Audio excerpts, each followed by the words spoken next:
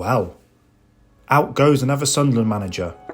In this video, I'm going to take a look back and rate every manager to take the reins whilst I've been a fan, and I'm going to rate them. I shall be using the Bamba rating system, which will rate them as either good, alright, or shite. Let's go.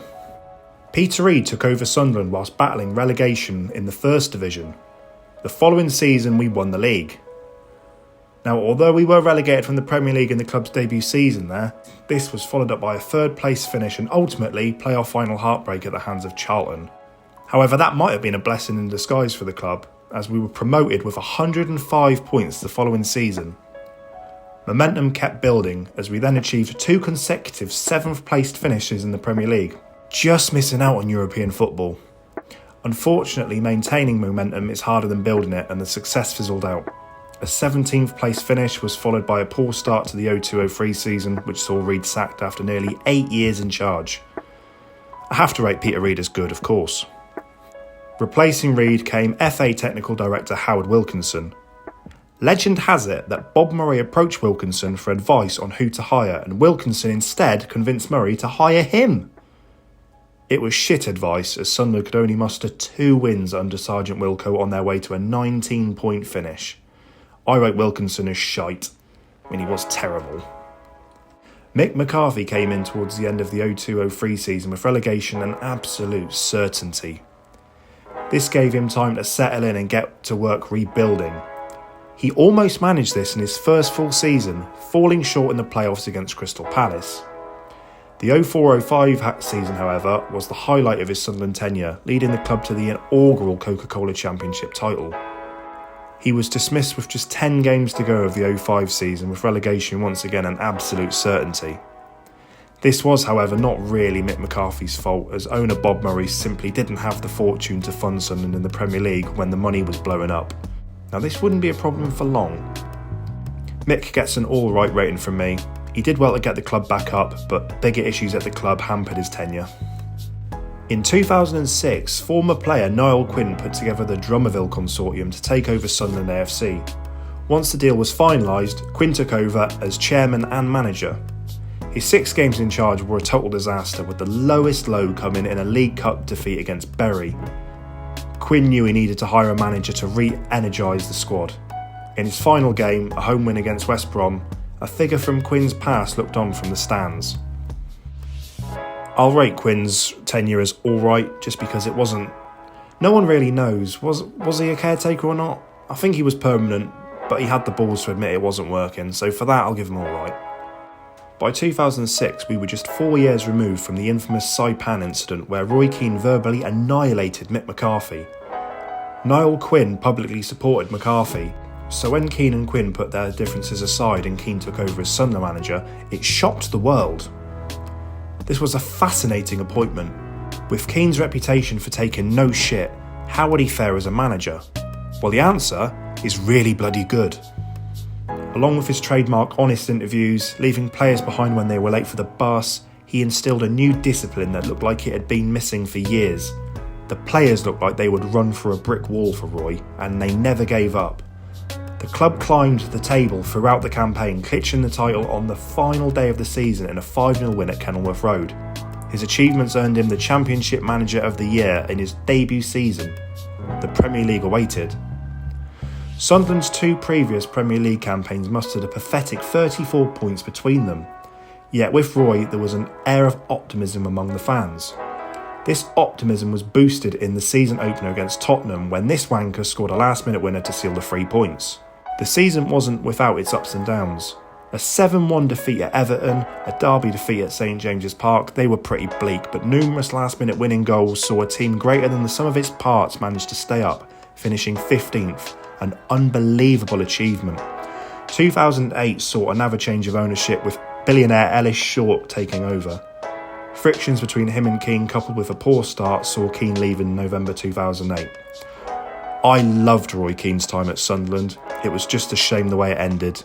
I'll give him a good rating anyway.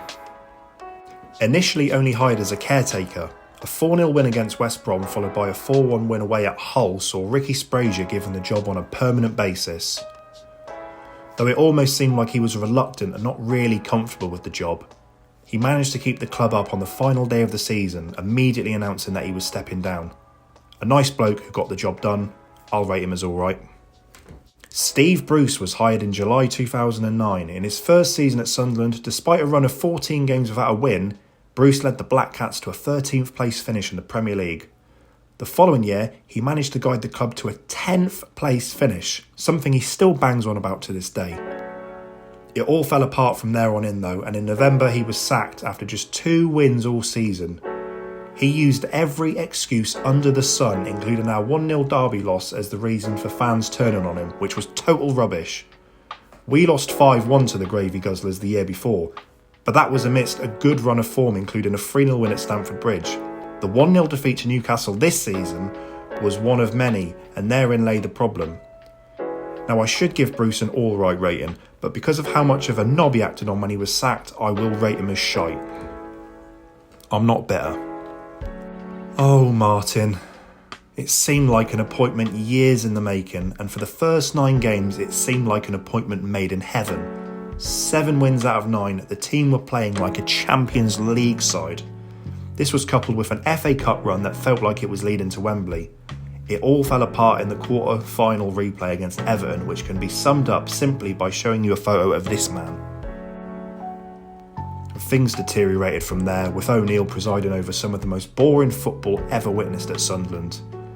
The day that stands out for me was Norwich at home in 2013.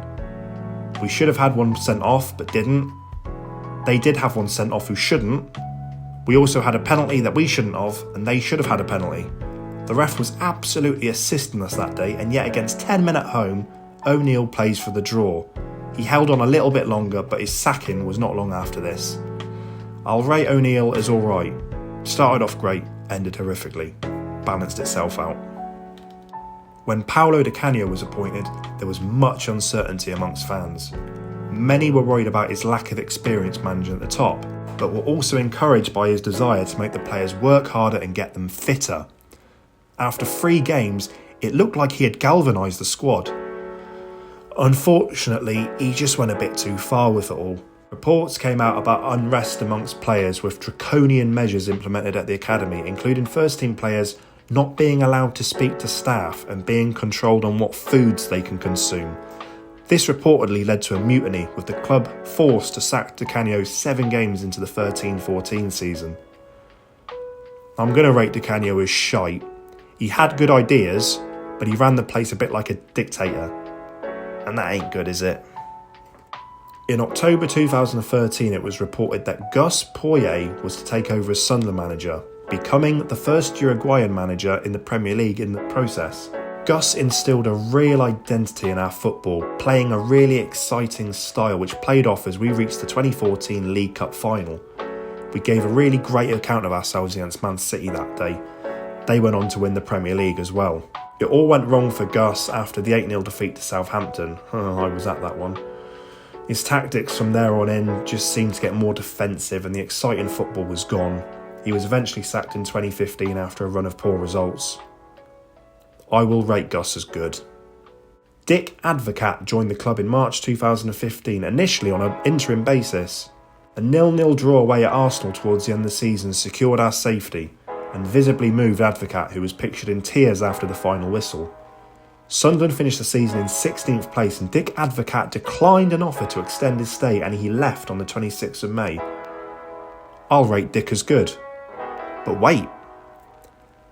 In the week following his departure, Sunderland fans arranged for flowers to be sent to his wife, and with that, he changed his mind and came back and signed a 1-year deal. From there on in, though, he was terrible. His only win was a 6-3 cup tie against Exeter. In October, he left again, this time for good. I'll rate his second spell as shite. Oh, what can I say about Big Sam? He turned it all round. We lost just 4 of our final 18 league games to secure safety in the Premier League once again. The price to pay, though, was that his form impressed the FA enough to offer him the England job, which of course he accepted. He was then sacked as England manager after just 1 day for drinking a pint of wine, which is just our luck. I'll rate Sam as good. Oh, David Moyes. Off the back of the form under Big Sam, hiring a former Manchester United manager seemed like great business, but the truth was, he really didn't want to be here. Arriving and immediately talking about relegation, the man was just a complete disaster. He was like a cloud, just coming in and ruining everyone's day. Our first win of the season came in November when he had a touchline ban, and that tells you everything you need to know. Moyes was shite. Simon Grayson was shite and all. That's all I've got to say about that. Chris Coleman has 6 kids, so he certainly isn't a prick. But he wasn't the right man for the Sunderland job either, as we continued to sleepwalk to a 24th place finish. Coleman was shite. When Jack Ross was announced as Sunderland manager, we were delving into the unknown.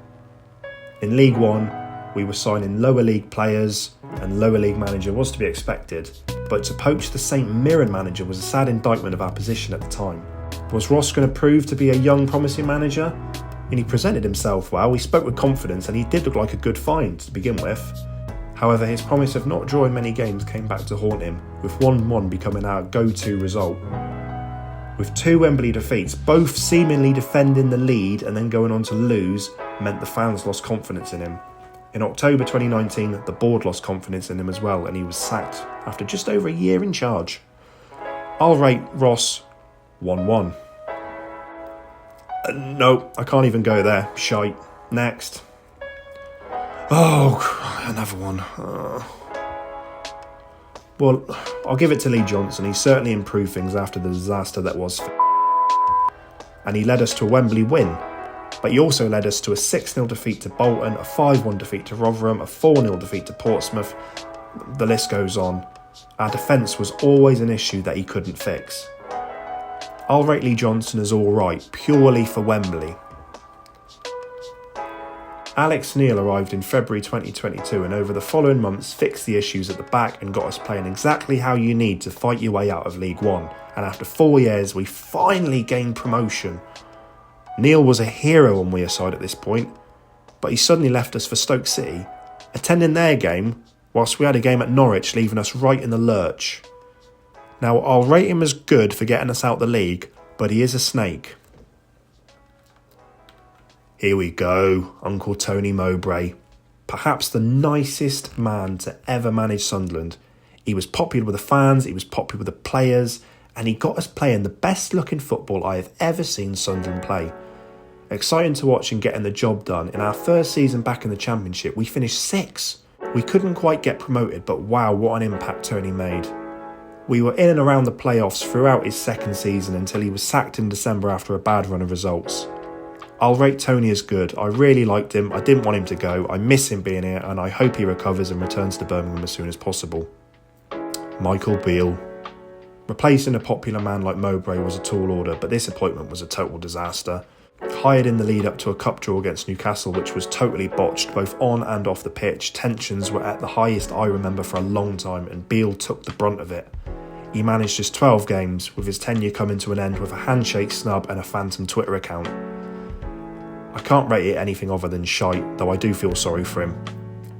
So there you go, we now have Mike Dodds in his 3rd run as caretaker manager. Hopefully in the summer we can get another good manager who can hold on to the job for a long time. We shall see.